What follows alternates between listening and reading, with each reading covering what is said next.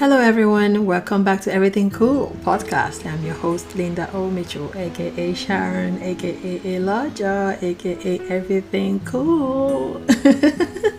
So many AKAs, but hey, it comes with the job. This is what season 3 episode 1 sounds like. To our returning listeners, what's up? Hope you're doing great out there, and welcome to our new listeners. Welcome to the ETC family. I decided to bring myself back from my self-imposed exile because I miss you guys, and it is time to be back. There's no better time than now to be back podcasting. Okay? For a start, I would like to reintroduce ourselves to our new listeners and also to our returning listeners. Let's start by talking about Everything Cool, which is what we call our podcast. The name Everything Cool speaks for itself, but also it is a casual way of saying everything is going to be fine, everything is going to be all right. This could mean different things to different people depending on the context, but for me personally, everything cool means whatever it is you're going through shall pass, and in the meantime everything is cool. Well, I know that everything cool, like I said before, could mean different things to different people. So if you could do me the honor, go to our Instagram page at EverythingCoolPodcast and tell us to your own understanding what you think everything cool means. Give us a definition, okay? Thank you so much as we look forward to you dropping your comments, and we're going to reply you also. And also give some shout outs in our next episode from some of the comments we're going to get. Now let's get right into it. Some people will want to know the reason behind why we started a podcast, or why I started a podcast per se. I started podcasting out of curiosity to comprehend life itself, but we all know that nobody can comprehend life because of the way life is and how complex life could be. But I feel like we can comprehend life a little bit by listening to people's story, listening to people's journey and people's experience. Because everybody has a story, All we have to do is just listen. And if you know me, you know that I like talking to people because everybody has a story that has brought them where they are today. So my platform here at Everything Cool Podcast is just to give people an avenue where they could share their opinion on things, their perspective on things, like have a conversation about life happening both near and far, have people offer their different perspective on culture, beliefs, tradition, life generally, human behavior, climate change, relationships, marriage, day-to-day life struggle, sex, sexuality, and just everything it is that it is about life. I hope you get inspired. I hope you get entertained, and I hope you learn one or two things from our platform. But be rest assured that there are stories out there that are crazy, that are like unbelievable. But like I said, those are people's story. And also you should rest assured that your story isn't as bad as you think it is after you hear other people's story. Okay? So now let's talk about what I've been up to, because if you go through my podcast, I started my podcast in 2018 and I've had breaks in between. So but now, like I said, I brought myself back from my self-imposed exile because I miss you guys, and I don't think there's any time better than now to be back. Okay, so let's talk about what I've been up to all this while. So last year, God blessed my husband and I with the most beautiful baby anyone could ever ask for, and I tell you, we are so blessed and grateful. Our son was born during the COVID-19 lockdown. In fact, in the midst of all that craziness, our son was born. I and my husband did everything by ourselves because we couldn't have anyone come over thanks to COVID-19, and we just put our head up and just did our very best to make sure we enjoy the journey of being parents and the challenges that come with it. And I want to give a special shout out to everyone that sent us their prayers, gifts, and love and everything. I just want to say thank you very much for blessing us with your gifts, your prayers, and your love. It was amazing. It was overwhelming to say the least, and I'm so grateful. Thank you guys so much. Talking about gifts, we couldn't have a baby shower. Baby shower was cancelled because we didn't want to get anyone sick or get ourselves compromised, because obviously I was pregnant, so we didn't think it was fair to host a baby shower when I'm pregnant and there's lockdown, there's COVID-19, and just so many things that we weren't even sure was going on at that point. So just to be safe, we canceled that baby shower, but people still bombarded us with so many gifts, and we couldn't even comprehend the love that was showered on us. So yeah, we couldn't have a baby shower, but we had a lot of baby gifts, and it was amazing. Shout out to my mother-in-law. She's amazing. She sent so many baby gifts. Oh my God, she sent so many things that I don't even know where to begin to thank her for all the things she did for us. And shout out to my sisters, shout out to my mom, shout out to everyone that reached out and was just there for us. Thank you so much. Shout out to Esther and Divine. Shout out to Auntie Vivian and her husband. And oh my God, I must tell you guys, Auntie Vivian brought me out one okra soup. The okra soup is one of the best I ever had. It was just too delicious. It was so delicious that I had to ask her for her recipe. I would like to talk about my pregnancy journey a little bit, just more like in a summary way, because oh my God, pregnancy journey should be like a different episode altogether, because oh my God, my pregnancy journey was crazy, fun, cool, and collected all in one. Well, first trimester was a crazy ride. I couldn't eat, I couldn't do anything at all. In fact, one of my husband's favorite cologne that I love so much, I couldn't stand the smell in my first trimester of pregnancy. I couldn't stand it. It was ridiculous. This is something that when he puts on makes me fall in love over again. But when I was pregnant in my first trimester, I couldn't stand the smell of that cologne, to be honest. I couldn't eat. I didn't have any cravings, but I couldn't eat. I lost so much weight. Water and okra soup was like my deal meal in my first trimester of pregnancy. Chick-fil-A did a good amount of good for me, but I didn't enjoy much of it until the second and third trimester. My husband literally had to learn how to make Nigerian food like jollof rice, pepper soup, egg sauce, okra soup, spicy noodle, and all that extra stuff, just so that I could eat something. I'm so proud of him. I'm happy that he could kill it. He could kill it in the kitchen for me. He's a good cook, but to learn how to make Nigerian food for me, that is oh my goodness, it was amazing. He was cooking and cutting up there in the kitchen for me, and it was so cool.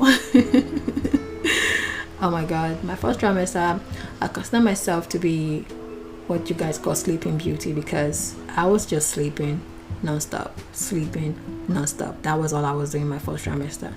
I was sleeping so bad, like my life depended on it. That was how crazy it was. But after the first trimester situation, the second trimester was pretty cool. It was better, and I was able to go back to work a little bit, but I couldn't work that much longer because COVID-19 happened, and I had to stop going to work because my job dealt with me having to interact with customers and everything like that as a service manager at that time. So I had to cut down going to work just so I'll be safe, being that I was pregnant. Third trimester was kind of easy. I didn't go to the hospital much because I didn't have to be coming in for the checkups because I was fine and baby was fine.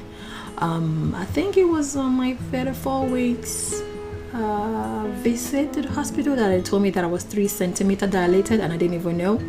And I was told that I have to go home and get everything ready, that baby might be here this week or next week or anytime in between. And I was like, really? Baby's not due till next month. They were like, yeah, we know, but you're 3, at this point that I'm talking to you right now, you're 3 centimeters dilated. That was what the doctor said.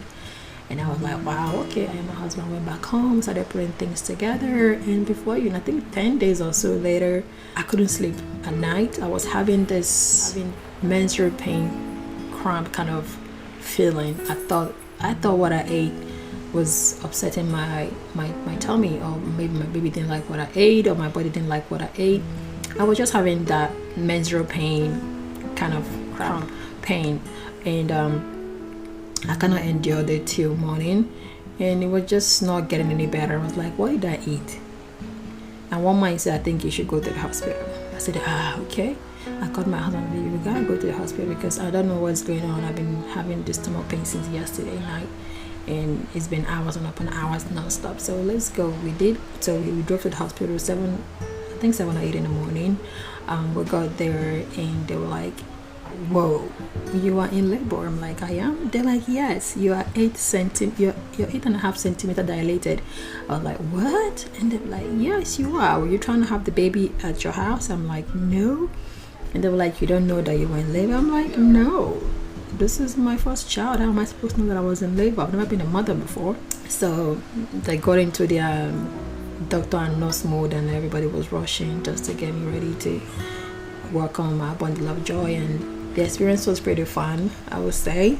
It was pretty cool because everything was easy. Having been in the labor room before and having seen how things play out in the labor room, I was ready for however it's going to play out. But my husband has never been in the labor room before, so this was his first time experience. But it wasn't for me. So I was ready, but he was ready too. But being that was his first time, he was excited, but so a little scared, and but at the end of the day, everything went well, and baby came out in one piece. He was healthy, I was healthy. We literally went home less than 24 hours after having our baby.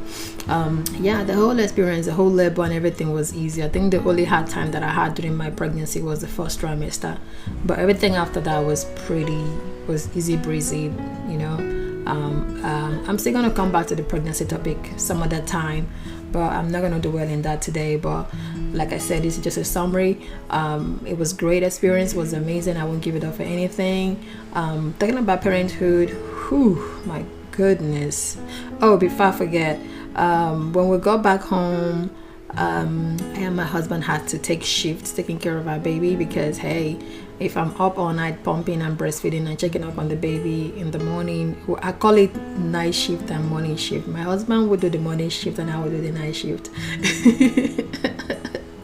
I'll take care of our baby all night, and my husband would take over the shift in the morning, so that I could get myself together, rest a little bit, and get back into the game. It was pretty fun. It was pretty fun. Then talking about parenthood, oh my God, parenthood ain't no joke, my people. I tell you, it is amazing, but also challenging. Parenthood would test your patience. I'm telling you, it will test your patience. But like I said, I won't trade it for anything. It's amazing. It's just a beautiful journey that I can't even put into words. I can't express how amazing it is. But that is my own opinion. Ask somebody else how parenthood journey is going for them. They might tell you something totally different from what I'm saying. Which is why we have this platform, because everybody has different opinion to questions. But for me, parenthood ain't no child's play, and also it is very important to make a time for yourself while being a parent, because sometimes you can get lost in being a parent and taking care of your child or your children. You can just get lost in it. So it's really important to make a time to take care of yourself and recuperate and just get back into the game. I'm not talking about those that have nannies on call 24/7. I'm talking about those that are hands-on parents that don't have nanny, do it all themselves. If you have nanny, it's easy for you, but if you don't, you know what I'm talking about. Oh my God, I'm so excited to be back. I am so excited with the guest lineup we have coming your way. And before I go any further, I would like to give a special shout out to Doris and Memoji, the host of Thanks for Asking Podcast. Yesterday was your birthday, and I want to say happy birthday to you. Happy birthday to you. Happy birthday to you. Hope you had a fantastic day yesterday, and hope you enjoyed your day. And guys, you can go listen to our podcast on every platform there is out there. She's on it. Alright, go listen to our podcast and trust me, you will thank me that anything later. Our podcast is amazing, it's breathtaking, and just fun to listen to. Alright. Some of my followers sent few questions that I would like to answer here before I call it a day. The first question is, what is the best tip for making the world a better place? Oh my gosh, this is a good question. What is your best tip to making the world a better place? I think my best tip would be everybody should be kind and also help people if you can. And what else? Live and let's live. Yeah, be respectful of people's opinion. Yeah. Be kind, help if you can, and be respectful of people's opinion. Second thing is, what is the most important thing you have learned in your life? I've learned a lot in my life. But I think the most important lesson for me that I think I've learned is not to take anything for granted, because tomorrow is not promised. So live your best life while you're at it. Yes, ma'am. Yes, sir. So the third question is, what is the best compliment you ever received? Ooh, that's a great question. I have personally received a lot of compliments, a lot of amazing compliments actually. But my top three will be my parents telling me I'm the best daughter anyone could ever ask for. Then my husband saying I'm the best thing that ever happened to him. And also being told that I'm the best mom ever. Yeah, there you have it. The next one is, if you could have dinner with any three people dead or alive, who will it be and why?